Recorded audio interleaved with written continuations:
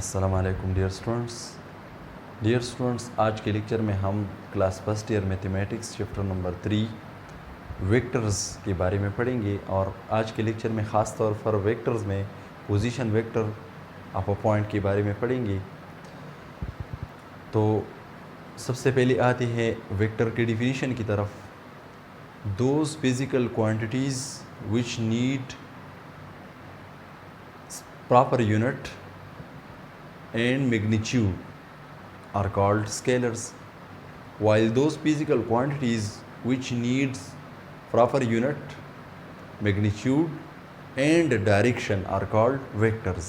यानी वेक्टर्स को डायरेक्शन की ज़रूरत होती है। फॉर एग्ज़ाम्पल, अगर हम किसी से कहें कि आप 1 मीटर चलो, तो उसकी समझ में नहीं आएगा कि किस तरफ चलो। अगर हम उसको डायरेक्शन बताएं कि सीधी चलो, तो वो फ़ौरन 1 मीटर चला जाएगा। यानी वेक्टर्स को डायरेक्शन की ज़रूरत होती है। अब आते हैं अपनी इस टॉपिक की तरफ, पोजीशन वेक्टर। हमारे पास ये है XY प्लेन,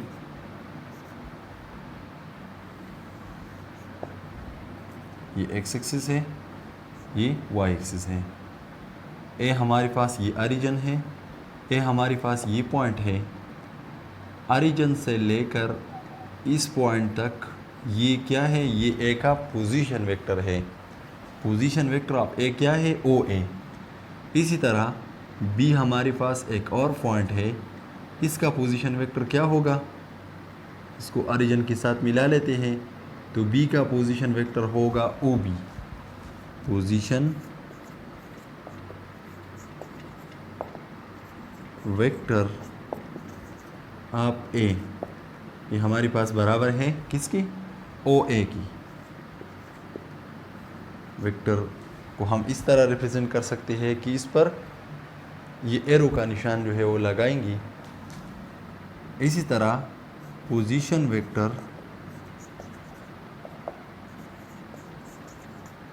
ऑफ बी का पोजीशन वेक्टर क्या होगा? वो होगा OB।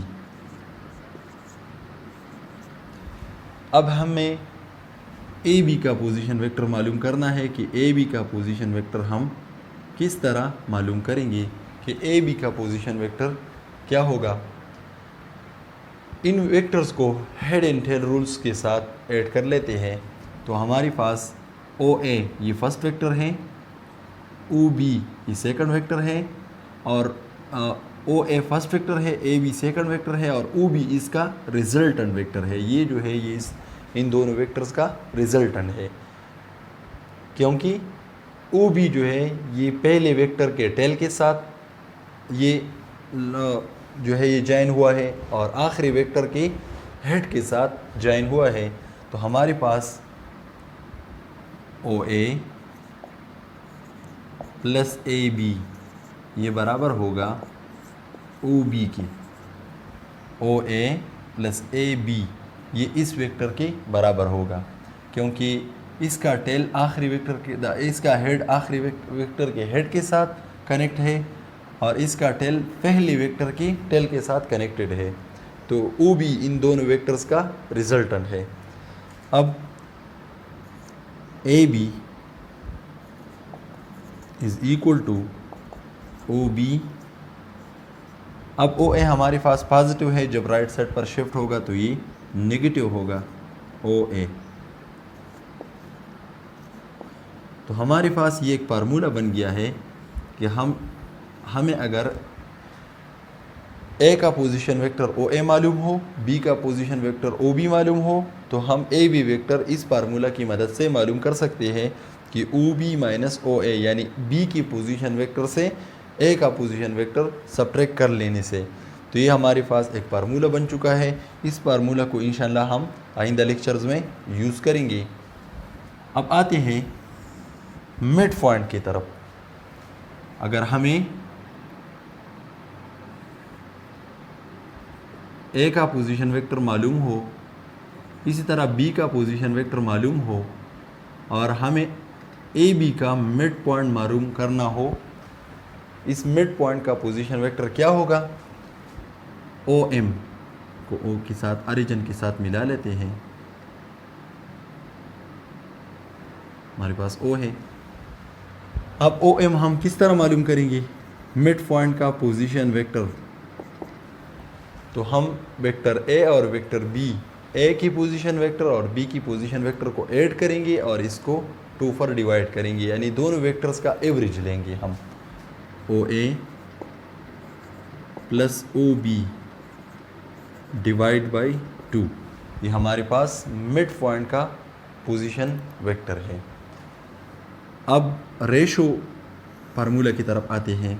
हमारे पास ये ए पॉइंट है, ये बी पॉइंट है, और हमारे पास ये एक पॉइंट है जिसने ए बी लाइन को R1 रेशो R2 पर डिवाइड कर लिया है, यानी R और A के दरमियान वाला डिस्टेंस R1 के बराबर है और R और B के दरमियान ये डिस्टेंस R2 के बराबर है। तो हम R का पोजीशन वेक्टर किस तरह मालूम कर सकते हैं? इसका फार्मूला क्या होगा? ये हमारे पास ओरिजिन है, तो पोजीशन वेक्टर ऑफ ए तो ओ ए है, बी का पोजीशन वेक्टर ओ बी है। अब आर का पोजीशन वेक्टर ओ आर, ये किसके बराबर होगा? तो हमारे पास फार्मूला ये है कि हम सबसे पहले लेंगे R1 रेशो, इसके साथ लेंगे पोजीशन वेक्टर ऑफ बी,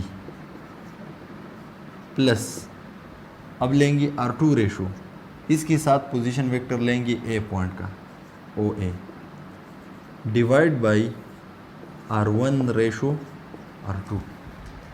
ये हमारे पास रेशो जो है, रेशो अगर कोई पॉइंट किसी लाइन सेगमेंट को R1 रेशो R2 से डिवाइड करता है तो उस पॉइंट का पोजीशन वेक्टर इस फार्मूला की मदद से हम मालूम करेंगे। इंशाअल्लाह आइंदा लेक्चर्स में हम इस फार्मूला की मदद से, मिड पॉइंट फार्मूला की मदद से और रेशो फार्मूला की मदद से क्वेश्चंस सॉल्व करेंगे। आज के लिए इतना ही काफ़ी है। शुक्रिया।